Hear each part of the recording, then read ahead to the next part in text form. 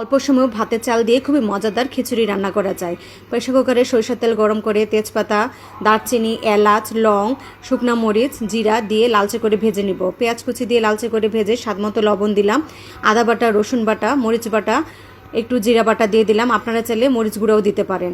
Tomato কুচি দিয়ে ভালো মতো ভেজে নিব। ভাজা হয়ে গেলে এখানে হলুদের গুঁড়া, ধনে গুঁড়া, জিরা গুঁড়া, গরম মশলা গুঁড়া আর একটু কালো গোলমরিচ গুঁড়া দিয়ে ভালো মতো মশলাটা কষিয়ে নিয়েছি। কষানো হয়ে গেলে মুরগির মাংস আর আলু দিয়ে ভালো মতো কষিয়ে নিব। কষানো হয়ে গেলে এখানে ভাতের চালে বুটের ডাল আর মসুর ডাল দিয়ে একসাথে মিক্স করে ধুয়ে পরিষ্কার করে ভাতের চালটা দিয়ে ভালো মতো আরও 2-3 মিনিট ভেজে নিলাম। আর এখানে আমি আগে থেকে বেঁচে যাওয়া ভাত দিয়ে দিলাম। ভাত দিয়েও কিছুক্ষণ কষিয়ে নিয়েছি। কষানো হয়ে গেলে পানি দিয়ে আর কাঁচা মরিচ দিয়ে প্রেসার কুকারে 4টে হুইসেল আসলেই নামিয়ে নিব। খুবই মজাদার ভাতের চাল দিয়ে মুরগির মাংসের ভুনা খিচুড়ি, যা খেতে মজা।